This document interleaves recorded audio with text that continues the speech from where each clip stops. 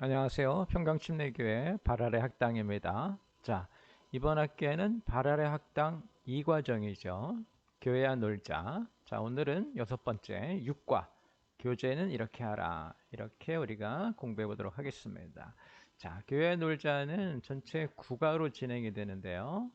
1과부터 3과까지 교회가 무엇인가에 대한 얘기를 했고요. 4과부터 8과까지는 교회는 무슨 일을 해야 되나, 왜 교회는 무슨 일을 해야 되냐는 얘기를 하냐면 3과에서 우리가 교회는 사역이다, 사역을 하고 있어야 교회다라고 했기 때문에, 그러면 교회가 하고 있어야 되는 사역은 무엇인가, 그래서 예배, 양육, 교제, 전도, 섬김 이렇게 분류를 해서 지금 우리가 차례대로 공부하고 있고요. 마지막 주에는 교회 경영, 교회 운영은 이렇게 하라 라는 제목으로 교회는 어떻게 운영이 되어야 되나, 어떤 방식으로 리더십이 발휘되어야 되나 하는 얘기를 할 겁니다. 자, 오늘은 교제는 이렇게 하라. 자, 교회가 해야 되는 일은 크게 하나님 사랑, 그게 이제 예배죠. 그 다음에 서로 사랑, 그게 양육과 교제입니다. 그리고 이웃 사랑, 교회 밖의 사람이죠. 전도와 섬김, 봉사라고도 말을 하는데 이렇게 나눠서 합니다. 오늘은 6과 교제는 이렇게 하라. 자, 교제, 우리말로 이제 우리 교회에서는 나눔 사역이라고 부르는데요. 서로 사랑의 두 번째 사역이에요. 자, 교회는 크게 하나님 사랑, 서로 사랑, 이웃 사랑인데, 하나님 사랑은 하나님에 대한 사랑이고, 서로 사랑은 교회 안에 있는 사람끼리 사랑하는 것이고, 이웃 사랑은 교회 외부의 사람을 사랑하는 것입니다. 그래서 하나님과 교회 안에 있는 사람, 교회 밖에 있는 사람, 이렇게 세 그룹을 섬기는 게 교회가 하는 일이고요. 자, 그 중에 교제, 나눔 사역은 서로 사랑의 두 번째 사역입니다. 서로 사랑의 첫 번째 사역은 이금 사역, 양육 사역이었죠. 자, 이것이 무엇인지 우리가 한번 보려고 합니다. 나눔 사역은요, 교회가 한 몸이 되는 겁니다. 그게 이제 고린도전서 12장 12절에 나와 있는 말씀인데요. 자, 고린도 교회는 갈등이 많았죠. 그래서 이제 네 파로 나누어서 싸우고 있었죠. 자, 고린도 교회에 보낸 편지 중에 우리가 이제 일반 사람들이, 교회를 다니고 있지 않는 분들이 많이 하는 게 사랑장인데요. 사랑은 오래 참고 이렇게 시작되죠. 왜 고린도 교회에 그 얘기를 했겠어요? 고린도 교회가 문제가 많았었거든요. 서로 많이 다퉜습니다. 그런 교회에게 하나님이 주신 가르침은 교회가 한 몸이 되는 것입니다. 이걸 좀 더 분석해 보면, 몸은 교회가 지금 한 몸이죠. 여러 다른 지체로 합쳐서 이루어져요. 여기 보시면은 그림에 이렇게 합쳐지죠. 여러 개 조각이 합쳐져서 하나가 되는 것처럼 교회는 몸이 여러 다른 지체로 이루어져 있고요. 이 말을 다른 말로 하면 다름, 나와 다른 것, 다름이 모여서 하나가 되는 것이에요. 네. 같은 게 모여서 하는 게 하나가 되는 게 아니라 다름, 나와 다른 모습. 그래서 지체로 생각해 보면은 팔이 있어야 되고, 다리가 있어야 되고, 머리가 있어야 되고, 이렇게 되는 거죠. 팔도 왼팔이 있어야 되고 오른팔이 있어야 되고 이렇게 되는 겁니다. 왼팔만 두 개 있는 게 얼마나 이상하겠어요. 그죠? 이런 식으로 다름이 모여서 하나가 되는 것인데, 다른 말로 하면 다투지 말고 서로 돌아보는 것, 협력한다 이런 거죠. 그래서 이 교재는 다른 모습의 교인들이, 그러니까 다름, 나와 너는 같지 않다, 우린 생각이 다르다, 선호도가 다르다, 이렇게 다름의 교인들이 결합해서 뭐가 되는 거예요? 하나. 그러니까 나와 너는 다르지만 우리가 모여서 같은 걸 하려고 한다. 이게 이제 그래서 한 몸이 되게 하는 사역, 연결이 되게 하는 사역을 우리가 뭐라고 부르나? 나눔 사역이라고 부르고, 이제 대부분의 교회에서는 교제 사역이라고도 합니다. 교제는 친구가 된다는 의미가 있죠. 나눔은 삶을 나눈다는 의미가 있어서 이제 우리 교회에서는 나눔 사역이라고 부릅니다. 자, 이 한 몸의 의미는 뭘까요? 지체가 모여서 한 몸이 된다는 건요, 다른 것과 부족한 것이 모여서 온전함을 이룬다, 이렇게 보시면 돼요. 아까 제가 팔로 말씀드렸는데 왼팔과 오른팔은 다르죠. 그리고 왼팔 하나만으로는 부족하고요. 그래서 오른팔, 나와 다른 오른팔, 오른팔도 오른팔 하나로만은 부족하죠. 그것이 둘이 합쳐져서 물건도 들 수 있고 어떤 일을 할 수 있는 것. 그래서 부족함이 모여서 온전함을 이루어 가는 것, 이것을 우리가 뭐라고 부르나? 성경에서 말하는 한 몸의 의미. 우리가 각자 보면 좀 부족한데, 또 각자 다 다른데 그것이 합쳐졌을 때 온전한 한 모습을 이룬다. 하나가 된다. 온전해진다. 그래서 이게 한 몸의 의미라고 말을 합니다. 여기서 또 하나 중요한 건 이제 역시 고린도 교회에게 이제 하나님이 바울을 통해서 전해진 말씀인데요. 내가 너보다 더 우월하다고 말할 수 없고요. 또 하나 나는 여기에 속하지 않는다라고 말할 수 없어요.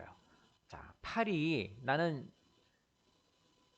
나만 좋아하고 나머지 것들은 다 이상하다. 난 이 몸에 속하지 않겠다라고 분리해 나갈 수 없어요. 분리해 나가는 순간 예, 팔은 더 이상 팔이 아니죠. 어려워지는 거죠. 이렇게 할 수 있어요. 그 다음에 우리가 하나이기 때문에요. 내가 너보다 우월하다. 이렇게 생각하지 말라고 하는 거죠. 우리가 몸이에요. 그죠? 예. 그래서 교회에 와서 우리는 서로 합쳐져서 하나가 되는 거. 고린도전서 12장에 나와 있고 이제 13장, 14장으로 이어지면서 사랑장으로 이어지는 거죠. 그래서 사랑장이 이어지면서 우리가 알 수 있는 게 뭐냐면 서로 부족함을 용납해야 되는 거예요. 나는 저 사람이 부족하다고 생각해요. 그런데 그 사람을 용납해서 받아들임으로 그와 내가 합쳐져서 온전해지는 거예요. 자, 여러분 제가 사랑장 여러 번 말씀드렸는데 고린도전서에서 말하는 사랑은 무엇인가 할 때 제일 첫 번째 성경에 말씀하시는 게 뭐예요? 오래 참는 거죠. 사랑은 오래 참고. 그게 성경이 가장 먼저 하신 말씀이에요. 하나님이 우리에게 사랑을 가르치실 때 가장 중요하게 생각하신 게 뭐였냐면 오래 참는 거예요. 오래 참는다는 게 뭐예요? 참아준다는 거예요. 나랑 다르기 때문에 내가 참 견디기 힘든데 나는 참는다. 근데 얼마 동안 오래 참는다. 이게 사랑이에요. 그러니까 나랑 다르고 때로는 내가 싫어하기도 하지만 그렇다고 잘못된 건 아니에요. 참는 거기 때문에 오래 참는 거예요. 네, 나랑 다르고 그 사람 그렇다고 저 사람이 틀린 건 아니지만 나랑 다르고 그것 때문에 내가 힘들지만 만약에 우리가 누구를 사랑한다 그러면 어떻게 한다? 오래 참는 거예요. 여러분 가족들 생각해 보시면 알잖아요. 여러분 아내나 남편이나 아이들이나 부모님이나 마음에 안 들 때도 있고요. 어떨 땐 정말 오랫동안 마음에 안 들어요. 근데 사랑은 뭐예요? 그렇게 마음에 안 드는 것을 오래 참는 거예요. 그게 사랑이에요. 그게 성경에 또 그대로 적용이 되고 우리 삶에도 적용이 돼요. 사랑은 무엇인가? 오래 참는 거예요. 오래 참는다는 건 무엇인가? 그 부족함을 내가 용납한다는 거예요. 받아준다는 거예요. 그러니까 교회 오면 어떻게 해야 돼요? 오래 참는 거예요. 참 교회 와보면 참 다른 사람들 많습니다. 제가 이상한 사람들이라고 말할 뻔했죠. 다른 사람들 참 많습니다. 나와 다른 사람. 때로는 내가 볼 때 나보다 부족한 사람. 근데 우리는 어떻게 해요? 오래 참는 거예요. 사람들은 다 어떻게 하냐. 나보다 부족하면 저런 부족한 것을 이렇게 생각하고 나보다 잘나면요. 질투심이 생기죠. 이래서 사람이 같이 지내기가 되게 어려운 거고 교회, 사람들의 모임이 건강해지기 되게 어려운데 그래서 하나님이 고린도 교회 그 말 많고 탈 많고 싸움 많은 고린도 교회에 하나님이 사랑을 가르치시면서 뭐 먼저 가르치셨나? 사랑은 오래 참고 오래 참는 거예요. 들으면 되게 좋은 말 같죠? 살아보세요. 어려운 말이에요. 사랑은 오래 참는 거예요. 예, 교회 나오셔서도 그렇고 가정에서도 그렇고 자녀를 키울 때도 그렇고 우리는 어떻게 해요? 오래 참습니다. 그게 교회의 원리입니다. 그리고 어떻게 합니까? 서로를 형제 자매로 부르기 시작하죠. 근데 이 말이 참 우리나라에 들어와서 이상한 말이 됐는데요. 원래 의미는 가족이 됐다는 거예요. 가족이 되고 친구가 됐다는 의미인데 그래서 사실은 형제님이라고 부르기보다는 형이라고 불러야 되고 자매님이라고 부르기보다는 누나라고 불러야죠. 그죠? 진짜 호칭은 형, 누나, 언니 이거잖아요. 형제, 자매는 그 관계를 나타내는 명칭이 되고요. 근데 이제 영어로 brother, sister 하니까 우리말로 번역하면서 형제, 자매 이렇게 했는데 되게 이상하죠. 네. 뭐 예를 들면 여러분 집에서 여러분 진짜 형한테 형제님 이렇게 안 하잖아요. 형 이렇게 부르죠. 그죠? 여러분 친누나한테 자매님 이렇게 부르세요? 그런 호칭이 우리나라에 어디 있어요? 그러니까 실제로 번역할 때는 형, 누나, 언니 이렇게 불렀어야 되는데 이제 우리가 형제 자매로 번역을 해서 이제 교회 오면 남자분한테는 형제님, 여자분한테 자매님이라고 부르죠. 우리나라는 그런 어떤 직위를 되게 중요시하기 때문에 다 집사님, 권사님, 장로님 뭐 이렇게 되는데 실제로는 형제 자매가 제일 좋은 호칭이에요. 제가 처음에 사역을 할 때, 제가 이제 미국에서 사역을 시작했기 때문에 미국인 중에는 저에게 패스트 천 이렇게 부르는데 제가 그렇게 부르지 말고 브라더 전이라고 불러라. 전영재님, 그분이 너무 좋아하더라고요. 미국 사람들은 그게 너무 익숙하게 형제로 부르는 게 가장 극존칭이에요, 교회에서. 근데 우리나라는 이 유교 문화가 있어가지고 이제 자꾸 어떤 직함을 부르죠. 뭐 집사님, 권사님. 네. 뭐 그런데 그런 것들은 사실은 중요한 게 아니고 서로를 형제 자매, 가족으로 생각하느냐 이게 더 중요합니다. 왜 가족으로 생각해야 되는가? 가족은 서로 사랑할 수 있기 때문에요. 이유가 없어요. 여러분 가족이 말 잘 듣는 가족이고 똑똑한 가족이기 때문에 사랑합니까? 아니죠. 가족이니까 사랑하잖아요. 이게 진짜 무서운 말이에요. 내가 너희는 서로 사랑하라. 왜요? 가족이니까. 끝. 네, 가족이니까요. 그래서 성경에서는 가족이 되게 하고 친구가 된다 이렇게 하고요. 또 여기에는 이제 무슨 원리가 적용되냐면요. 연약한 지체를 더 귀하게 여기는 원리가 적용이 돼요. 어디에는 한 몸을 이룰 때는요. 여러분 팔 다리 중에 어디가 한 군데 아파 보세요. 거기를 상처를 치유하고 약을 바르고 붕대로 감고 더 다치지 않게 더 귀중하게 이렇게 보호하죠. 교회도 마찬가지예요. 교회 여러 명이 모였는데 그 중에 우리가 다 지체잖아요. 모여서 교회가 됐는데 연약한 지체가 있어서 아프면 우리가 거기를 더 싸매고 더 약을 발라주고 더 돌보고 이래야 되는 거예요. 부족한 사람이니 이상한 사람이다. 상대하기 싫다라고 외면하는 게 아니라요. 그래서 이게 교회에서 한 몸이 된다고 했을 때 연약한 지체를 더 귀하게 여기라 하는, 왜냐하면 한 지체의 고통이 온몸의 고통이 되기 때문에 그렇습니다. 여러분 팔이 아프면 팔만 아픈 게 아니라 온몸이 끙끙 앓잖아요. 그죠? 네. 마찬가지로 교회에서도 누가 아프면 온 교회가 아픈 거예요. 그래서 한 지체의 고통이 온몸의 고통이 되기 때문에 더 그렇고요. 성경에 또 다른 원리로 뭐가 나타나냐면 마치 유모가 자녀를 기르시자라. 설전이라고 되어 있네요. 살전입니다. 데살로니가 전서입니다. 오타입니다. 자, 그래서 우리는 어떻게 돼야 되는가? 서로가 서로에게 엄마가 필요하고요. 엄마가 되어주는 거예요. 이 세상에 있는 모든 사람이 하나님의 사랑을 받는 걸 뭘로 알 수 있어요? 엄마가 있는 걸로 알 수 있죠. 엄마는 어떻게 해요? 자기 아이니까 받아주잖아요. 세상에 하나밖에 없는 자기 아이, 그죠? 그러니까 사랑하잖아요. 근데 우리가 이렇게 뭐 학교에 가거나 이래서 한 반에 30명 있으면 그 중에 좋은 애, 나쁜 애, 싫은 애 다 이렇게 나지만 엄마는 안 그렇거든요. 엄마한테는 그냥 내가 세상의 전부예요. 그런 사람이 되어줘야 된다 이런 말이죠. 진자리 마른 자리 갈아 누이고 내가 누구에게 엄마가 되어줘야 돼요. 그건 무슨 얘기야? 다 받아줘야 된다고요. 요즘에 교회가 왜 문제가 되는 거예요? 엄마들이 없어서 그래요. 받아주는 사람이 없어요. 그냥 요즘은 전부 서로 나는 나고 너는 너고 나는 너보다 잘나고 싶고 네가 나보다 잘난 건 싫고 이러기 때문에 교회가 붕괴가 되는 거예요. 큰 교회 갈수록 어떤 사람들이 모여요. 나한테 좀 상관 좀 하지 말고 나는 예배만 드리고 딱 갔으면 좋겠다. 이렇게. 그러니까 예배를 드리면서 하나님을 만나긴 만나는데 뭐는 안 하는 거예요. 서로 사랑을 안 하는 거예요. 제가 그러면 뭐라 그랬어요? 교회가 교회일 수가 없다고 말을 했죠. 우리 모두는 누가 필요해요? 엄마가 필요해요. 누군가 나를 엄마처럼 대해줘야 된다고요. 동시에 나는 또 뭐가 돼야 돼요? 다른 사람한테 엄마가 되어줘서 진자리 마른 자리 갈아주는. 근데 여러분 신앙 초기에는 여러분을 돌보는 엄마가 필요해요. 누군가 해줘야 되고요. 그리고 신앙이 성장했다 하는 건 마치 새가 깃들이는 나무가 되듯이 누군가의 엄마가 돼줘야 돼요. 받아주고 이렇게 우리 막 사회에서 만난 사람처럼 선은 이렇고 훈은 이렇고 네가 잘못했고 내가 잘했고 이런 관계가 아니라 그냥 엄마 있잖아요. 그냥 받아주는, 아무리 나쁜 짓을 하고 와도 엄마는 어떻게 해요? 밥을 차려줘요.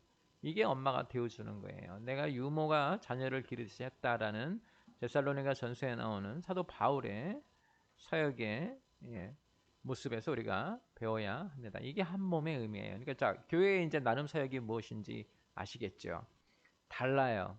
서로 그리고 각자 부족해요. 근데 모여서 하나가 돼요. 그러니까 교회로 모여야 하나가 되는 거예요. 온전해지고 무언가를 할 수 있는 거예요. 그리고 그 안에서 우리가 어떻게 해야 되는가? 나는 여기 속하기 싫다라고 벗어날 수가 없다 이 말이에요. 교회니까 한 몸이니까. 그리고 내가 너보다 더 낫다고 우월하다고 말할 수도 없어요. 서로 협력해야 된다 이런 말이죠. 그러면서 그 안의 원리는 뭔가 서로 부족함을 용납하는 성경의 기본 원리, 사랑의 기본 원리 뭐예요? 오래 참는 거죠. 서로가 형제 자매가 되고요. 연약한 지체를 더 귀하게 여기고 왜? 한 지체의 고통이 온몸의 고통이 되기 때문에. 그래서 우리가 서로 엄마가 되어줘야 되고 나에게도 엄마가 필요하고 이것이 교회 안에서 그러니까 주고 받는 거예요. 나만 일방적으로 하는 게 아니라 엄마가 필요하고 엄마가 되어주고 이렇게 하셔야 합니다. 자, 나눔 사역을 이제 성경에서는 어떻게 했는가? 예수님이 하늘로 가시고 사도행전에서 이제 교회가 시작이 되죠. 교회가 시작이 되면서 거기 이제 본격적으로 교회의 모습이 나타나는데 교회 공동체의 모습이 나타나는데 사도행전 2장 44절로부터 보면 무슨 일이 일어났어요? 서로 교제하고 친구가 된다는 얘기죠. 떡을 떼고 밥을 같이 먹는다는 얘기예요. 서로 모여서 기도하고 이게 사도행전에서 보여준 교회 공동체의 첫 번째 모습입니다. 자, 교제가 된다는 얘기는 아까 말씀드렸죠. 친구가 된다는 거죠. 우리는 친구가 돼요. 자주 만나고 이렇게 하는 거죠. 떡을 떼는 건 밥을 같이 먹는 거예요. 그래서 우리가 밥상 공동체라고 해요. 그래서 우리나라에 나오는 인사법이 정말 성경적이에요. 언제 밥 한번 먹읍시다. 또는 한솥밥 먹는 사람들. 우리는 그리고 뭐 소그룹으로 모이든 교회로 모이든 밥을 먹잖아요. 요즘은 이제 코로나 때문에 그게 이제 우리가 힘들어졌고 왜 코로나 때문에 교회가 이렇게 되는지 아시겠죠? 우리는 밥상 공동체, 밥을 같이 먹기 때문에 그래요. 예. 지금 우리가 하지 않지만 이제 회복이 되면 우리가 다시 시작해야 되죠. 한솥밥을 같이 먹어요. 먹으면서 이제 왜 밥이 제일 중요하다 그랬죠? 제가 일용할 양식이 그걸 같이 하는 거예요. 삶의 자리에서 우리는 하나가 된다. 이렇게 떡을 떼었다는 것이 이제 사실은 성만찬의 예배를 같이 했다는 건데 성만찬이 그때는 밥상이었죠. 밥을 같이 먹는 거였죠. 예수님을 먹는 것처럼 밥을 먹는 거였고요. 신앙의 자리와 함께 삶의 자리를 함께 했다는 거예요. 예배를 드리는 사람, 같이 드린 사람이 교인이 아니라요. 예배도 같이 드리고 밥도 같이 먹고 삶의 자리도 함께 하고 이게 교인이다. 이런 말입니다. 그리고 또 우리는 어떤 공동체였어요? 기도 공동체였죠. 공동으로 모여서 간구하고 소망하죠. 자, 사도행전 속에 나타나는 기도의 대부분의 모습은 모여서 기도합니다. 자, 구분을 좀 해볼게요. 복음서에 나타나는 예수님의 기도의 기본은 뭡니까? 골방입니다. 개인 기도입니다. 사도행전에 나타나는 기도의 기본은 뭡니까? 공동의 기도, 협동 기도, 합심 기도입니다. 이 두 가지가 성립이 되어야 되는데 그래서 누구는 반드시 골방을 먼저 만들고 그 다음에 같이 모여서 공동의 간구와 소망을 하는 합심 기도가 이어져야 되고요.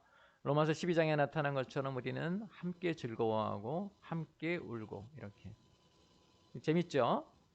교회만 오면 항상 함께 즐거워하는 것처럼 생각이 드는데 로마서의 가르침은 로마서 12장 15절에 함께 즐거워하고 함께 울어요. 그러니까 기독교인의 삶에는 뭐가 있다는 거예요. 즐거워할 일이고 울어야 될 일이 있다 이 말이에요. 그걸 우리가 함께 한다고요. 즐거움만 있고 울지 않아야 된다가 중요한 게 아니고요. 함께 하고 있다는 게 교회예요. 우는 일은 없고 즐거운 일만 축복만 있어야 된다. 이게 신앙이 아니고요. 함께 하고 있어서 즐거움은 배가가 되고 슬픔은 덜어내는 이게 교회의 모습이다. 신앙의 모습이다. 이렇게 알고 계셔야 합니다. 그리고 우리가 각자 살지만 어떻게 모여요? 다락방에 모여서 그러니까 소그룹을 형성한다 이런 말이에요. 더군다나 요즘같이 가족의 숫자가 많지 않을 때는 우리가 각자 살지만 교회에 모여서 다락방에 소그룹으로 모여 서로를 돕고 서로를 위로하고 서로를 위해서 기도해주는 이런 모습이 필요합니다. 각자 살지만 다락방으로 모여서 거기에 또 어떤 원리가 적용되는가? 은사 받은 대로 서로 봉사하는 거예요. 각자 받은 은사가 다르죠. 마치 온 몸 안에 있는 지체가 모습이 다 다르듯이 팔, 다리, 손, 발 이런 모습이 다 다르잖아요. 그게 모여야 몸이 되죠. 같은 것끼리 모이면 몸이 안 되죠. 마찬가지로 우리가 받은 은사는 다 달라요. 그것을 어떻게 서로 봉사한다 이런 말이에요. 내가 받은 은사가 네가 받은 은사보다 더 귀하기 때문에 내가 더 좋은 사람이다라고 말하지 말고 내가 잘할 수 있는 것으로 저 사람을 돕고 저 사람이 잘하는 것으로 나도 도움을 받고 이게 나눔 사역이 이제 어떻게 진행됐는가 성경에서 그렇게 진행됐고 또 뭐라고 말씀하시냐면 서로의 짐을 지어준다 하는 거. 그래서 규모 없는 자를 권계하고요.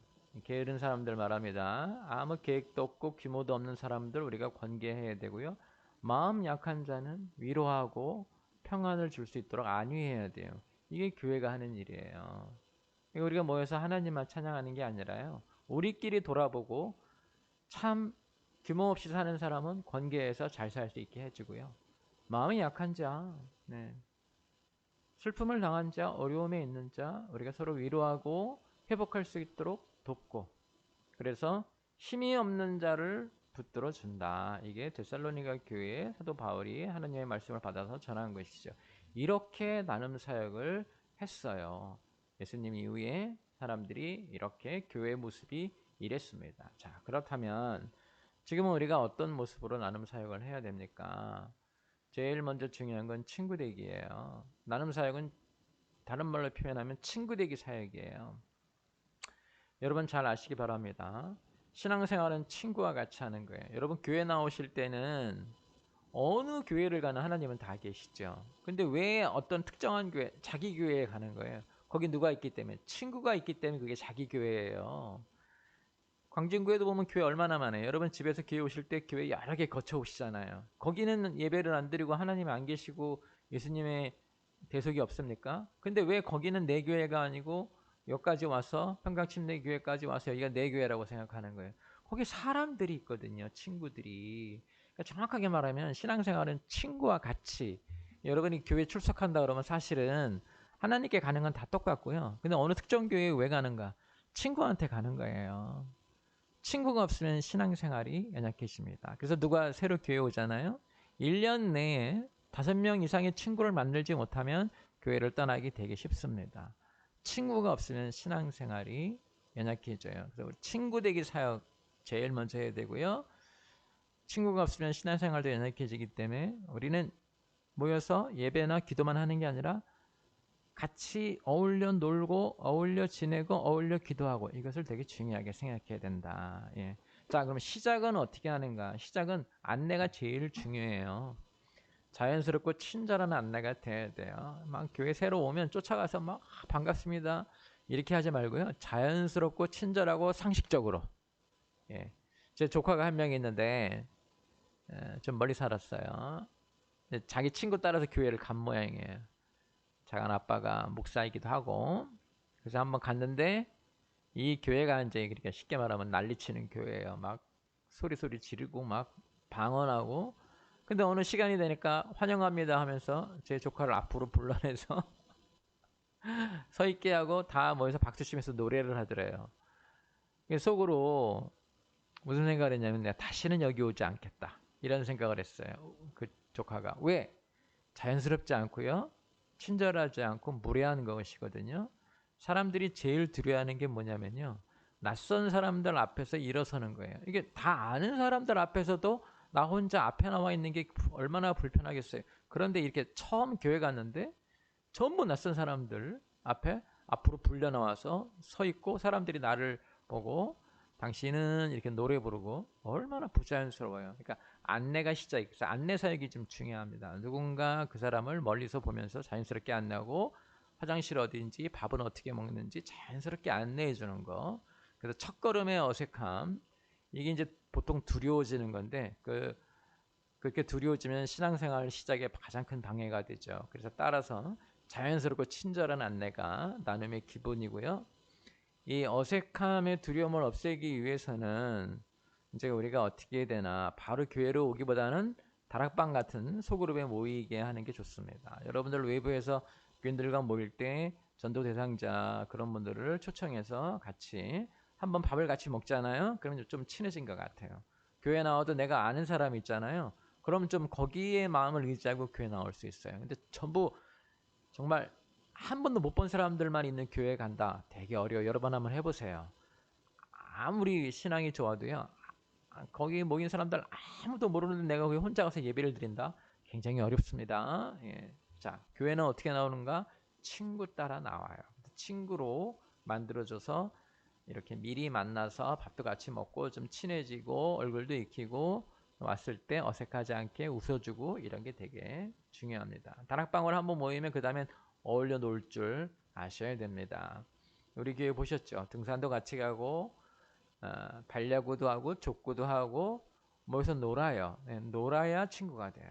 이게 예배만 드리는 관객이 되면 일주일에 한 번 만나는데 그 한 번 만난 것도 서로 대화 나누기 되게 어렵잖아요. 이제 우리 교회는 예배가 시작하기 전에 인사 나누기 위해서 다 돌아다니면서 악수도 하고 이러죠. 그러지 않는 교회는 다 같이 모여서 예배를 드렸지만 그 사람 얼굴 한 번도 못 보고 그냥 집에 갈 때도 있어요. 이게 얼마나 이상해요. 자, 명절이 가까우니까 제가 명절을 비유로 얘기해 드릴게요. 여러분 다 아버님 집에 갔는데 아버님이 보니까 자녀들끼리 서로 대화도 안 하고 인사도 안 하고 예, 서로 아는 건 분명한데 인사도 안 하고 대화도 안 하고 아버님한테만 인사하고 절하고 뭐 이렇게 세배드리고 그리고 각자 집에 가면 얼마나 이상하겠어요. 우리 예배가 하나님 만나러 왔잖아요. 우리가 누구로? 자녀로. 근데 우리끼리 서로 어색하다? 그 할머니 그 하나님 모욕하는 일이에요. 그래서 우리가 어울려 놀 줄 알아야 됩니다. 다양한 활동이 필요하죠. 그래서 겹겹 친구라고 했는데요. 축구 좋아하는 사람끼리 축구도 좀 하고, 네. 뭐 등산 가는 거 좋아하는 사람도 등산도 어울리고 이렇게 자꾸 여러 겹겹 친구 터울을 만들어야 그 사람과 예, 그런 관계가 튼튼해지고 그렇게 튼튼해지면 신앙생활도 튼튼해집니다. 왜? 신앙생활은 친구가 없으면 어렵기 때문에 그렇습니다. 누군가 있어야 돼요. 그게 앵커링이라고 하는데요. 누군가 있어서 내 마음을 그 사람에게 닷을 내리듯이 딱 잡아줘야 내가 교회도 자연스럽게 나오는 거예요.